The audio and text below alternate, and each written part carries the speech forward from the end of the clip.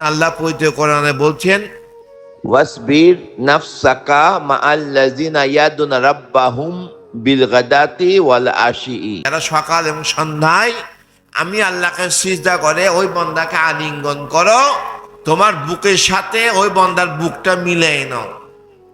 কি নাও? সোহবত পাওয়ার জন্য। কিসের কি পাওয়ার জন্য? সোহবত। সোহবতের মধ্যে নিয়ামত আছে না গজব আছে? আমরা আল্লাহর ওলিদের জিয়ারতে আসছি সোহবত পাওয়ার জন্য।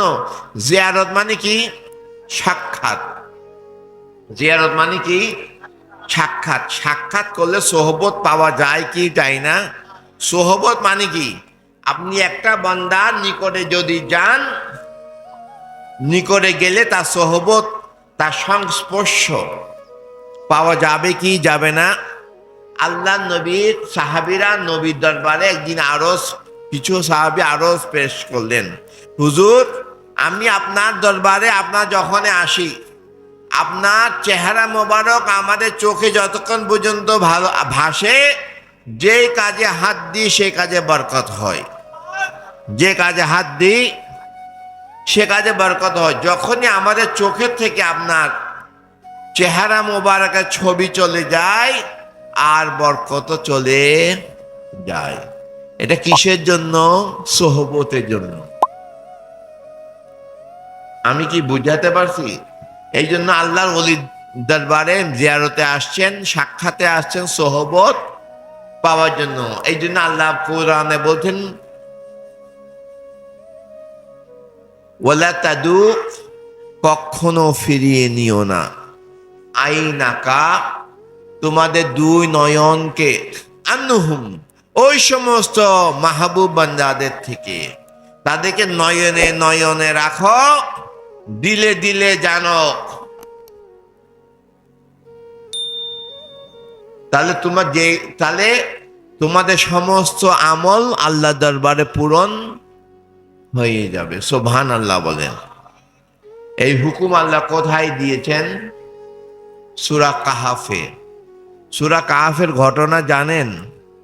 আল্লাহর একজন মাহবুব বান্দা যার নাম হযরত খিজির আলাইহিস সালাম, সুবহানাল্লাহ বলেন, যার উজুর পানিতে, কুলির পানিতে মরা মাছ, আগুনে ভাজা মাছ জিন্দা হয়ে যেত। তো মাইজভান্ডার দরবার শরীফে যে পুকুর রয়েছে, এই পুকুরে গৌসুল আজম আহমদুল্লাহ মাইজভান্ডারি, গৌসুল আজম গোলামুর রহমান বাবা ভান্ডারির উজুর পানি, কুলির পানি রয়েছে। এই জন্য এ পানি বরকত। আপনারা জাদু টোনা কুফুরি কোনো বিমারি যদি থাকে, এই পুকুরের পানিতে গোসল করলে বিমারি শিফা হয়ে যাবে। হযরত খিজির আলাইহিস সালামের কুলির পানিতে যদি হযরত মুসা ইসলামের আগুনে ভাজা পোড়া মাছ জিন্দা হতে পারে, আগুনে ভাজা মাছ জিন্দা হয়েছে কি হয় নাই?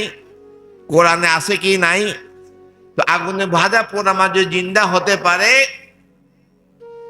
আমাদের মুর্দা কলব জিন্দা হতে পারে না?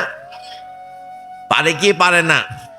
আমার মাছের চেয়ে শ্রেষ্ঠ নাকি অধম? মাছ জিকির করতে পারে, মাছ নামাজ পড়তে পারে, মাছ কলমা পড়তে পারে, মাছ মানুষের খেদমত করতে পারে, মাছ মানুষকে সহযোগিতা করতে পারে, দিনের দাওয়াত দিতে পারে, পারেনি?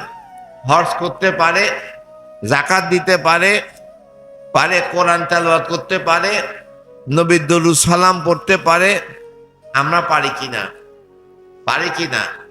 মাছের চেয়ে আমাদের ক্ষমতা বেশি না কম?